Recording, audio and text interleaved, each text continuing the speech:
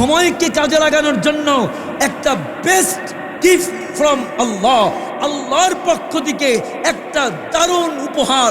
সেই উপহারের নাম মাহে রমাদান। বলেন কি? জোরে বলেন কি? এই মাস এটা চলছে। আল্লাহর নবীর 2 মাস আগে থেকে রমজানের প্রস্তুতি নিতেন। বলেন কয় মাস? 2 মাস আগে থেকে দোয়া করতেন। করেন কি দোয়া?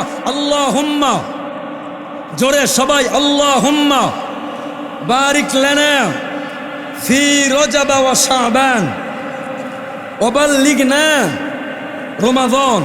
আবার একবার সবাই মিলে আল্লাহুম্মা বারিক লানা ফি রজব ওয়া শাবান ওয়া বাল্লিগনা রমাদান। 2 মাস আগে থেকে আল্লাহর হাবিব বলতেন, আল্লাহ হে রব, রজব শাবানের বরকত আমাদেরকে দেন, আর রমজান যেন মিস না হয়, রমজান যেন পাই, সেই জন্য হায়াত বাড়ায়া দেন। বলেন আমিন। এ ভাইরা, 11টা মাস, 11টা মাস আল্লাহ আমরা গুনাহে লিপ্ত হই।